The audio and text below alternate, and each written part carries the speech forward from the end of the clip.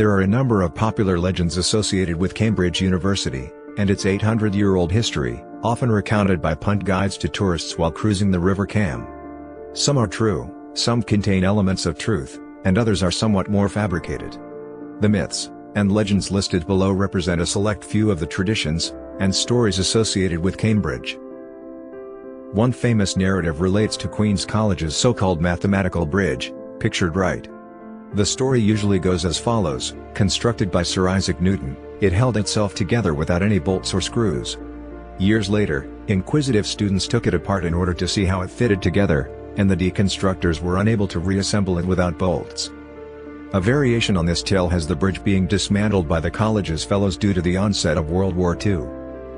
However, the bridge was erected 22 years after Newton's death, and always used pins and screws at the joints, although the current version of the bridge does use more visible nuts and bolts. Other tales involve the Clare Bridge of Clare College, built 1639–40, which is adorned with spherical stone ornaments. One of these has a quarter sphere wedge removed from the back, a feature pointed out on almost all tours over the bridge. Three tales explaining this are: 1. The bridge's builder was not paid in full due to the college's dissatisfaction with its construction. The builder thus took his revenge by committing a small act of petty vandalism. 2. A college fellow removed the quarter sphere to ensure another fellow could not win a bet with him as to how many spheres there are on the bridge. 3. The sphere was deliberately incomplete so that Clare College could avoid paying a bridge tax. An unfinished bridge did not count. In reality, the reason for the missing wedge is due to a weathered repair. As a result of corrosion of the sphere's fixing to the bridge, it became loose. It was removed, and a segment cut out to allow access to the fixing, set in place with cement, and the segment replaced. It was orientated with the cut facing outward so that it would be least noticeable to people crossing the bridge. Through subsequent weathering of the cement, the segment detached from the rest of the sphere, and presumably fell into the river.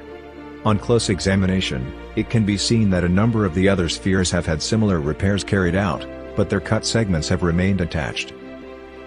On two separate occasions, students have pulled the prank of dangling a car under the Bridge of Sighs at St. John's.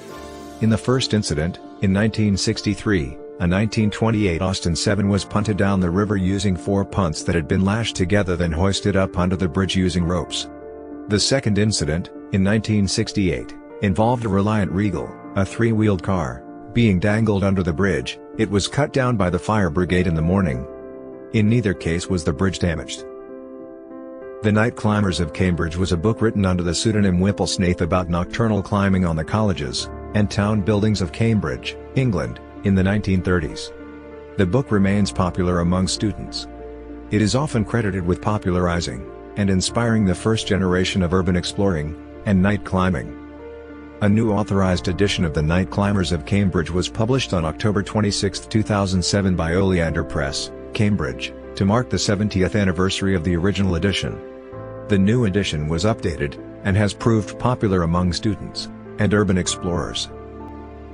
The story of the Austin 7 delivery van that ended up on the apex of the Senate House is not fictitious. The Keys College website recounts how, on June 8, 1958, this vehicle really did go up in the world. The prank team comprised Peter Davey, organizer, Cyril Pritchett, David Fowler, and 9 others.